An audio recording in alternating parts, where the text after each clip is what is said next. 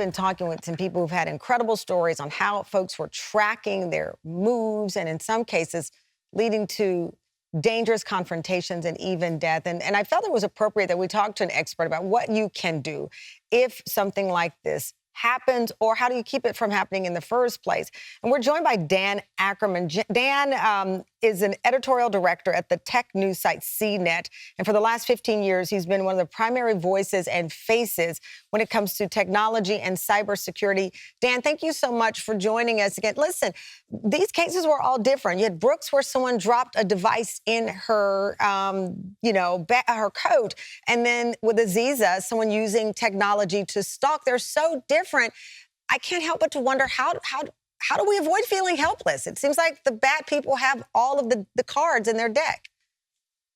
It's difficult because some of this technology is very new and some of it is very old. We've had cameras in clock radios and smoke detectors, for decades. The difference now is, besides being smaller and more efficient, they're usually wireless. So you don't have to have the knowledge to go in and wire things in, and they could be transmitting their signal to somebody with a phone or a laptop far away. So you have a new twist to it. And of course, before a year ago, nobody had really thought about, little tracker pucks, except if you had a tile, which wasn't that many people. Now that Apple has them, now that Apple has gotten into the business, everybody knows about AirTags, and there are tens and millions of them out there in the wild. And that brings all of those additional dangers that we're just kind of figuring out as we go. Well, to your point, I had just, right before I saw Brooks' story, I purchased one of the tags to keep in my son's stroller so that when he was out with his sitter, we would know what was going on. And then I saw this, and I'm like, okay, is this what I do? But Apple says it's done, a lot of work to be proactive in making sure, for example, in Brooks's case, her phone alerted her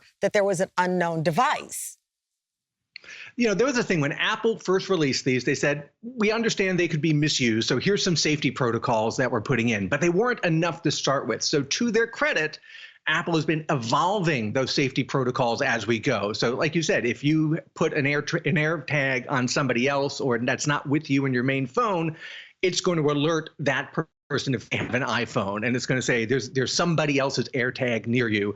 And if you find it, it's got a serial number in it. It's registered to someone's account. It's very difficult, not impossible, but difficult to buy one of these anonymously. So if you find one, you should be able to figure out who it belongs to. Well, how do people safeguard? As I said, these stories are all so different. Are we to check in a hotel and bring a flashlight and look through every crevice? I mean, at some point, you can't fully protect yourself, but what can you do? You can't get down to zero risk. What you can do is mitigate the risk and make yourself as unappealing a target as possible. I like the suggestion about looking for unusual devices and maybe taking a flashlight and seeing if you see a lens, but you can also get some free apps on your phone that will help you look for things that are broadcasting near you. You can get a BTLE tracker. There's a bunch of apps that do that. Bluetooth Low Energy. That's what a lot of these devices use, and it will show you all the devices broadcasting nearby, and you can go down the list and go, I know what this is, I know what this is, I don't know what this is. Let me see if I can find it and identify it. And you can also get other apps that will show you every device that's broadcasting on your Wi-Fi network that you're on. So if you're an Airbnb, you join the Wi-Fi, and then you can see every device on that Wi-Fi and make sure there's nothing suspicious there.